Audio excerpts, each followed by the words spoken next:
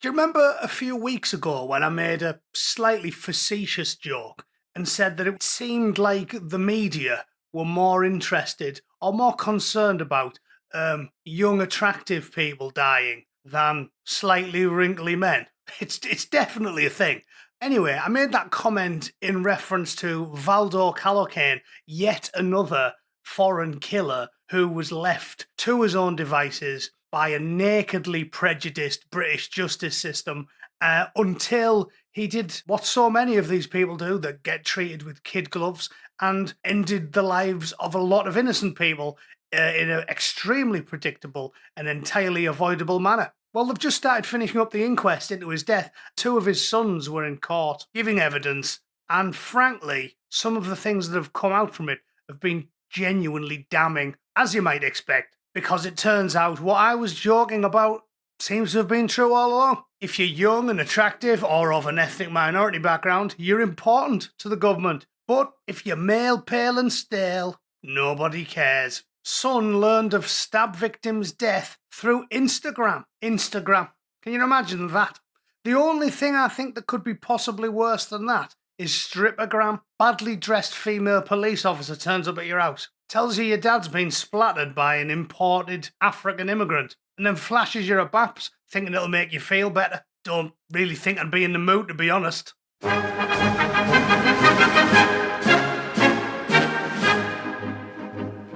Right, everyone, there's Ian Coates. You know who he is, you know what he looks like. Obviously, my audience pays attention to the world. You're sick of seeing Valdo Calocane, so I won't bother putting him up again. Suffice it to say, he was yet another imported killer who the British government constantly treated with kid gloves up until he went a wee bit too far and ended a bunch of people's lives needlessly. What's the most rage-inducing of this story, though, is the details related to how the authorities responded to this awful atrocity. I'm assuming it's harder to manage such things when you've been briefed by the government and the coppers and the lawyers that every single thing you do has to drip with DEI shite. So probably the first thing they were thinking of wasn't how do we take care of the survivors, sugar the pill before we drop the bad news on the relatives. They probably weren't thinking any of that, were they? The main thing they were thinking of, how do we hide the facts so the British public don't find out who did it? How do we keep it on the down low and hope that, we can drop it in with a major news story about Trump or something? And therefore, as few people as possible will ask any questions about it. And before any of you lefty do-gooders in the comments have a go, you know this happens. It's a proven fact. They did it with Rudu Kanubu. Everyone knows it. They ruthlessly and aggressively tyrannised the people of the UK for asking questions like, is he really a Welsh choir boy? Is it true it's definitely got nothing to do with the religion of peace? Yeah, it's definitely got nothing to do with the religion of peace. And then what comes out 6 months later, 6 months down the line? Oh yeah, he likes reading Al-Qaeda's training manuals, and he had ricin in his bedroom, and he loves to pray a lot, but it had nothing to do with it. Shut up, you bigot. This is what we're dealing with. So you know why this poor bastard's family got put through the ringer. It's because the British government's got more important things to worry about than the health and safety of the British public. That's why. Anyway, I'll stop kicking off, and we'll at least attempt to read the story. The son of a school caretaker stabbed to death during the Nottingham attacks has told a public inquiry he learned of his father's death through an Instagram message from a family friend. Unbelievable. Big Valdo, we'll just call him Big Valdo now. I've mentioned him so many times, I feel like we're friends. He killed a 65-year-old grandfather, Ian Coates, after he'd also done in Barnaby Webber and Grace O'Malley Kumar in the early hours of the 13th of June 2023. Yeah, they like to trickle the information out years after the fact so nobody remembers. And do they remember? Do the normies know who Big Valdo is? Do they recognise Barney Webber or Ian Coates? Probably not. Don't care, do they? Too busy watching Netflix. Too busy singing Kumbaya round a campfire and talking about how diversity is strength. Yeah, the strength that slips a switchblade between your kidneys or rams you on the pavement doing 80 mile an hour in a Ford Fiesta. I don't know about you, but I don't feel like I'd be feeling any stronger after getting twatted on the pavement by an African in a van. I don't think I'd feel stronger. No, I feel like it'd sting a tad. Two of Ian's three sons, James and Lee, added that despite multiple calls to the police for answers, they were not formally told their dad had been killed until about 1700 BST, shortly before Nottinghamshire police told the public in a press conference. Think of that.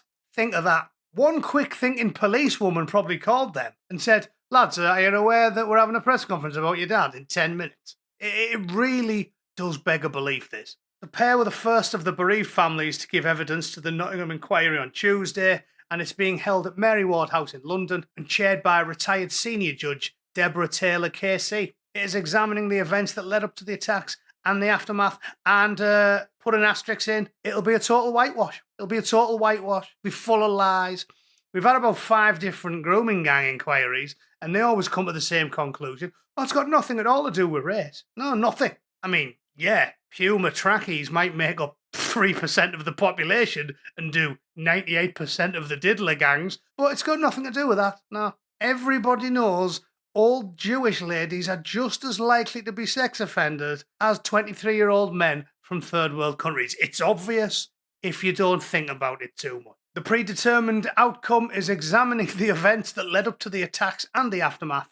Callaghan, who had been diagnosed with paranoid schizophrenia years before he did it, first brutally stabbed 19-year-old students Barnaby and Grace at 0400 in Ilkeston Road. He then walked 2 miles across the city, killed Ian, pinched his van, and then smashed into 3 more people who are going to be left with life-changing injuries for the rest of their lives. But we'll just gloss over that part. As numerous parts of the city were locked down by police, James and Lee said they became aware of something going on through separate work WhatsApp groups. James said he then learned somebody had been killed on Magdala Road near his home, and it wasn't until the afternoon when he learned through a message from a family friend on Instagram saying, "I can't believe what's happened to your dad." Yeah, so he was the last to know. How does the family friend find out before the son? Honestly, British police are grossly incompetent. At best, they're grossly incompetent. At worst, as many of you know, at worst, as detailed in Peter McLaughlin's fine works, at worst, they were outright diddling kids themselves, killing women. I mean, how many of them have we had in the last few years? Or, in Mr. McLaughlin's damning account, driving into car parks, seeing 12-year-old girls being forced to nosh off hairy-ass foreign men and then just shaking their heads and driving off, pretending they hadn't seen anything. That's the level of copper we've got in the United Kingdom. So at best, they are grossly incompetent and aren't fit to lace the boots of a 1970s copper. And at worst, well, they're just full-on criminals, non-Cezanne deviants, and stone-cold killers, bent as an £8 note, drug dealers, racketeers. I mean, the lot. Every single sick crime imaginable you can think of in the last few years, we've had British coppers doing them. So this is what you're left with. At best, grossly incompetent. James said, "My first instinct is that it's a hawk message or she'd been hacked. She was in hysterics and thought it had been a traffic accident." He said he then tried to ring other family members to find out what happened before calling his brother to tell him, "I think Dad's dead." As the day went on, the family said they pieced together what went on. They were calling 101, ringing the helpline, even tried to ring 999 to get some information. Nothing. Nothing. I almost pity them. These are like normies who actually think the system is set up to help them, when it isn't. It's set up to lie to them. It's set up to cheat them, steal from them, and obfuscate problems when the problems are caused by men from distant shores. That's what's going on here, James. I pity you for your naivety. James told the inquiry the police made contact 10 minutes before Chief Constable Kate Maynell went on TV to do a press conference to let the city know what happened. Unbelievable. It gets worse. It also emerged that Ian's body was left at the crime scene for 15 hours. 15 hours. Imagine, 12 hours later, you've got tourists walking past and there's a stiff corpse on the pavement. They probably thought they were filming a horror scene, or they took a wrong turn and went into a tourist attraction, Nottingham Dungeons. It's third world. It's third world. I've read stories about in places like Lagos, where they just leave bodies on the road, traffic victims. If you run someone over in a third world country, even if it's by accident. They just drive off and leave them there. And then people who find the body never want to call it in because the coppers just instantly lift the person who called it in because they go, oh, well, we need to catch someone or we look bad, so you'll do. Right? So in third world countries, they just leave the bodies on the streets. Well, here we go. 15 hours on the road. Cheers then. Can we do a 1-for-1 swap? Send 200 Nottinghamshire bobbies over to Eritrea and we'll take 200 of theirs. It can't be any worse. Jesus Christ. The inquiry also heard Ian's sons only found out about a vigil organised by the council from a news journalist. Everyone had been invited, but we got no word on it. James Lee and their older brother Darren were invited to attend after family members contacted the council. So obviously they were the bottom rung because they're all white men. And I guarantee if someone thought they could get some diversity points, if they were called Dexter, Leroy and Tyrone, they wouldn't have been left out of proceedings, would they? They'd have been on the phone straight away. Especially if the dad got killed by a ginger. When they arrived, they learned they'd not been formally invited to speak at the vigil. Of course they hadn't, because they were worried they might say, hang on a sec, why did the big African man kill our dad? And none of you lot thought it was important to tell us about it. James said we were kind of going with the flow at this stage, but it felt like we were a bit of an afterthought, let's say. In his statement to the inquiry, Lee said, I feel strongly we were perceived as second class in comparison to others. I'd already had a bad taste in my mouth from the get-go of the day of 13th of June, having to forage for information ourselves, having to contact the police rather than contacting us. The saga had continued. And it gets worse, trust me, it gets a lot worse. During the court process, James said he and his family were kept separated from the families of Grace and Barnaby on opposite sides of the room, and it was during a break that they managed to swap numbers with Barnaby's mother Emma. He said the police told his family the others wanted to remain private, and the police said the same to the court's family. However, all the families had in fact told the police they wanted to make contact with each other, the inquiry was told. And Lee and James said becoming close to the bereaved families had helped them. You couldn't make it up, could you?